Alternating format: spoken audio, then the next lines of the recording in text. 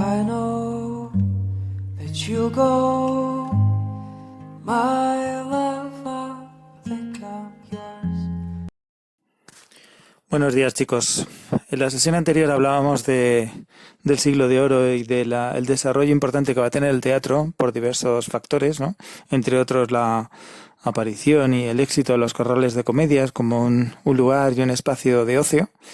Pero el teatro no hubiese tenido el éxito y la importancia que iba a tener y que va a tener para la historia si no hubiese aparecido una serie de autores de excepcional importancia, alguno de ellos verdaderamente un genio, un monstruo de la naturaleza, como fue el caso de Lope. Así lo llamó el propio Cervantes. Si recordáis, ya a finales del siglo XVI, después de la vuelta de su cautiverio en Argel, Cervantes había empezado a tener éxito con su teatro, especialmente con obras en las que recordaba Argel, su propio cautiverio, y va a tener la mala suerte de que cuando empieza a tener éxito, acordaos, va a aparecer una figura enorme, que va a ser la de Lope. Y el propio Lope dirá más tarde que Lope de Vega se alzó, acordaos, con la monarquía cómica. Lope iba a ser el gran genio de este momento y va a poner patas arriba todo el arte dramático del siglo XVII. Decía antes que fue Lope quien dijo aquello de la monarquía cómica. Efectivamente es como recordaréis todos, Cervantes, quien dijo aquello de que Lope se alzó con la monarquía cómica. Bien, ¿y quién fue este Félix Lope de Vega?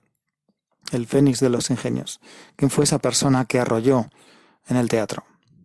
Pues bien, es una persona, o va a ser una persona de una enorme complejidad y de una fecundidad asombrosa en todos los ámbitos. Madrileño, iba a coincidir en la capital con los grandes autores del siglo de oro, desde Cervantes, Quevedo, Góngora, etcétera, ¿no? Todos los grandes autores. Con algunos de ellos tuvo sus diferencias, ¿no? Acordaos el distanciamiento y, digamos, el problema, el conflicto que tuvo con Cervantes. También tendría sus problemas con Góngora. Él admiraba a Góngora, como veremos más adelante, pero sin embargo Góngora lo despreciaba un poco porque lo consideraba demasiado popular. Por cierto que la casa que veías antes, también del interior, se conserva. Es la casa donde vivió Lope de Vega y hoy es casa museo que se conserva en el centro de Madrid. Lo cierto es que la vida de Lope está llena de sucesos y de hechos que nos resultan bastante novelescos, ¿no? Una vida llena de amoríos y de anécdotas, ¿no? En la que no podemos entrar porque sería prácticamente escribir un libro. Hay algunos hechos, sin embargo, que sí quiero destacaros, ¿no? Por ejemplo, en su juventud fue desterrado a Valencia por difamar al padre de su novia entonces, de joven, que se llamaba Elena Osorio. Elena Osorio pertenecía a una familia importante de Madrid. Al contrario que Lope, que pertenecía a una familia, pues, digamos, de comerciantes relacionados con la industria textil, una familia humilde. Entonces, esto provocaba entre la gente popular, pues, muchísima simpatía hacia Lope, ¿no? Era alguien como que se codeaba con los grandes y eso les hacía mucha gracia. Tras su vuelta del destierro no está claro, pero pudo participar quizá Lope en la misión de la Armada Invencible contra Inglaterra. Es uno de los hechos oscuros en su vida. No está claro si llegó a participar. Él en algún momento alude a ello, pero no sabemos si es del todo cierto. Lo que sí sabemos que es del todo cierto son los amores que vivió y que tuvo Lope de Vega, que en muchos casos pasaron luego con nombres literarios a sus obras, ¿no? Como es el caso de Micaela Lucinda, con quien tuvo 5 hijos. Se casó con Juana Guardo. Luego tuvo una amistad importante también con el duque de Sesa, con quien participaba en sus correrías, en sus lances amorosos. Murió su mujer y también uno de sus hijos. Entonces esto le llevó a una crisis religiosa importante. E incluso ya ordenado sacerdote, en la ya mayor, con cierta edad, tuvo un último amor con una joven actriz llamada Marta de Nevares, que finalmente perdió la vista, quedó ciega y parece ser que incluso perdió la razón. Todos estos lances de amor provocaban el regocijo del pueblo y nos mostraban a un Lope incontenible. ese monstruo de la naturaleza del que hablaba Cervantes. Sus amores iban a aparecer con nombres literarios como Filis, Belisa, Marcia Leonarda, perdón. Y la gente leía las historias literarias muchas veces conociendo a quién se refería Lope con esos nombres. En cuanto a su producción literaria es tan amplia casi como el número de hijos que tuvo.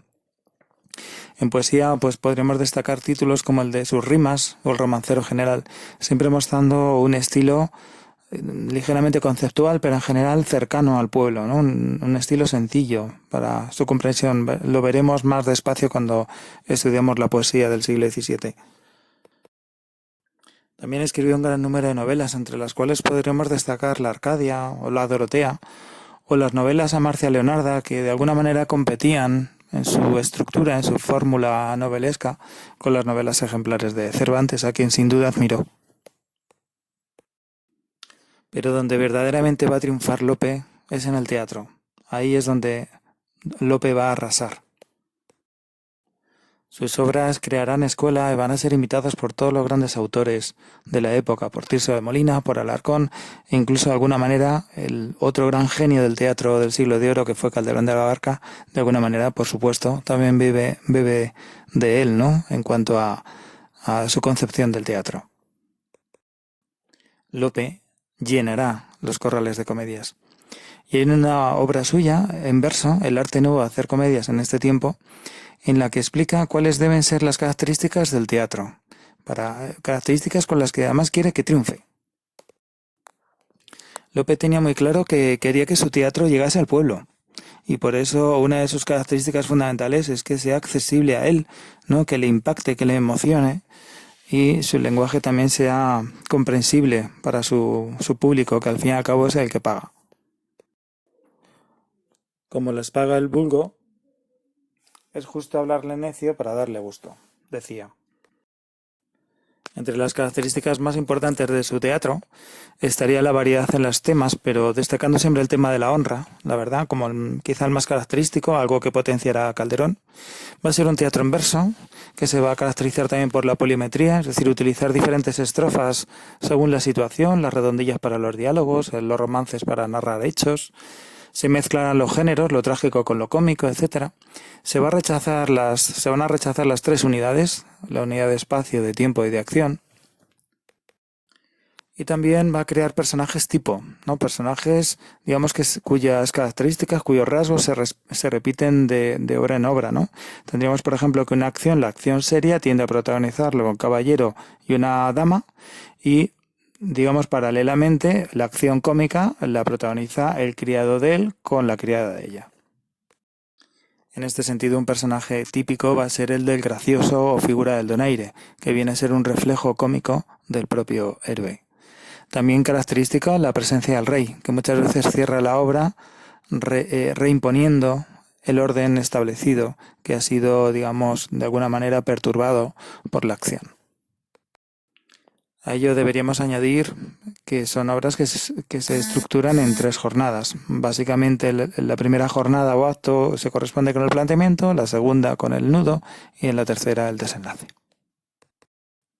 Son muchas las obras que podríamos destacar de Lope: Pere Ibáñez del Comendador de Ocaña, El perro del hortelano, La dama boba, pero quizá hay 2 que destacan sobre todas. Una es Fontevejuna, que viene a ser una obra de teatro que de alguna manera nos pone sobre la escena una revolución campesina. Ese protagonismo colectivo de todo el pueblo de Fontevejuna, liderado por las mujeres, por cierto, sin embargo, volverá a la calma con la intervención final del rey, de la figura del monarca, que, como os decía antes, restaura el orden e impone justicia. La otra obra que me parece fundamental es El caballero Olmedo. En este caso, una obra que hace guiños sin duda a la Celestina, con la concepción de algunos de sus personajes. Sin embargo, quizá lo más llamativo, lo más impactante de esta obra es la introducción de un simbolismo, sobre todo en la tercera jornada, en el momento del cumplimiento del destino al que está abocado el personaje, con un sentido trágico, que es quizá lo que más impacta en la obra. En definitiva, con Lope estamos ante uno de los grandes dramaturgos de toda la historia del teatro universal y sin duda, bueno, un autor que estaría a la altura de Shakespeare o de los grandes dramaturgos de todos los tiempos. Lope además fue un autor muy querido por la población de Madrid. Se dice que a su entierro la gente rezaba el credo cambiándole la letra y decía eso de, en vez de creo en Dios, decía creo en Lope. Y también sabemos que su hija, o por mejor decir, una de sus hijas, Marcela, que se había hecho monja, fue testigo de ese momento absolutamente multitudinario, que fue el entierro de Lope en Madrid. Y hasta aquí nuestra breve lección sobre Lope. Un beso a todos. Chao.